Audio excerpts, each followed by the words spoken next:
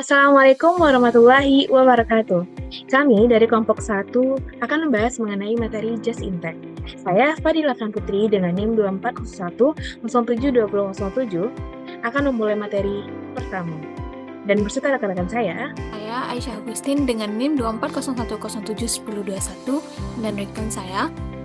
Dan saya Aditi Al-Mukarramah dengan NIM 2401071024 dan rekan saya Abdul Hadi dengan NIM 2401072028. Halo teman-teman semuanya, di sini aku akan menjelaskan apa sih konsep just in time. Nah, konsep just in time merupakan sistem manajemen produksi yang menekankan produksi untuk pengiriman barang hanya pada saat diperlukan dalam jumlah yang tepat untuk memenuhi permintaan konsumen. Nah, konsep just in time ini lebih berfokuskan kepada permintaan. Kalau ada permintaan, baru suatu barang itu diproses atau diproduksi. Selanjutnya kita masuk kepada tujuan just in time. Nah, tujuan just in time ini ada 3. Yang pertama yaitu pengendalian persediaan minimum. Nah, JIT bertujuan untuk menjaga persediaan pada tingkat minimum sehingga bahan baku atau komponen yang diperlukan untuk proses produksi hanya diperoleh sesuai dengan permintaan yang datang. Hal ini akan mengurangi biaya, penyimpanan, dan menghindari pemborosan yang disebabkan oleh kelebihan persediaan atau kerusakan bahan. Nah, tujuan yang kedua yaitu penjadwalan produksi yang fleksibel. Nah, dalam sistem JIT ini, penjadwalan produksi yang sangat penting. Penjadwalan yang akurat dan fleksibel akan memastikan bahwa produk hanya diproduksi ketika diperlukan, tanpa menunda atau terlalu cepat. Ini dapat dicapai dengan memanfaatkan perangkat untuk merencanakan produk sesuai permintaan pasar dan pelanggan. Yang ketiga yaitu peningkatan kualitas produk. Just in time mendorong perusahaan untuk berfokus pada peningkatan kualitas produk. Ketika persediaan dikurangi, maka keandalan produksi dan kualitas setiap unit yang dihasilkan akan lebih dijaga. Selanjutnya yaitu perbedaan sistem JIT dan sistem tradisional.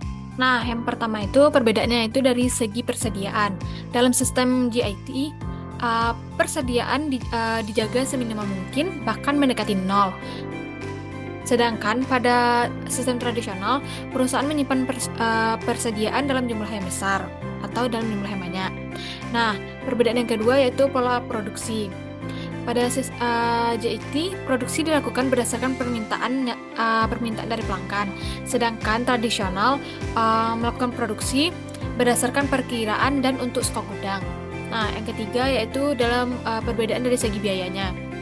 Kalau JIT ini biayanya relatif kecil karena menekankan biayanya itu karena biayanya ditekankan oleh persediaannya kecil, proses produksinya lebih efisien, dan pemborosan dihilangkan. Sedangkan dalam sistem tradisional banyak biaya muncul karena persediaan yang besar seperti biaya gudang, biaya penyimpanan, risiko rusak atau usang. Nah, selanjutnya perbedaannya yaitu hubungan dengan pemasok. Dalam sistem JIT, pemasok terbatas tapi pengiriman sering dilakukan. Kalau sistem tradisional ini, pemasoknya banyak, pengiriman jarang tapi dalam jumlah yang besar. Selanjutnya perbedaan dalam sistem akuntansi biaya. Dalam JIT, pencatatan menggunakan backflash casting, pencatatan biaya lebih sederhana dan dilakukan di akhir proses. Sedangkan tradisional, pencatatan dilakukan secara detail di setiap tahap produksi.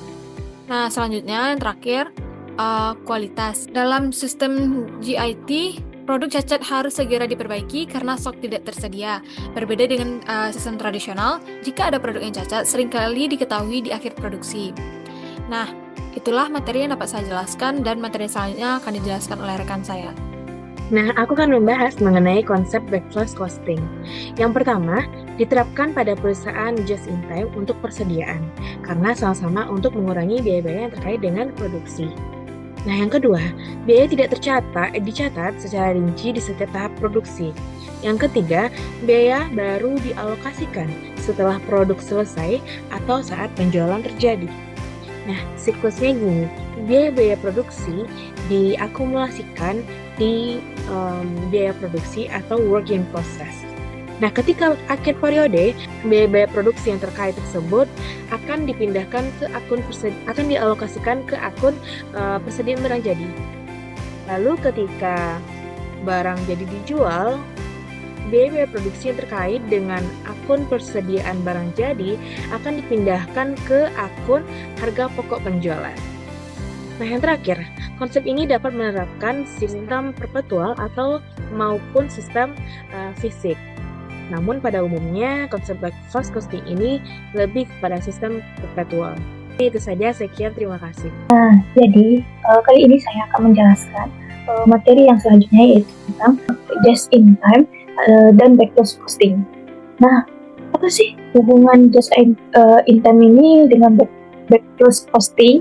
Nah, hubungannya yaitu konsep backflow costing ini bisa diterapkan pada konsep just in time, yang mana konsep tersebut sasarannya adalah meminimalkan persediaan dalam melakukan proses produksi.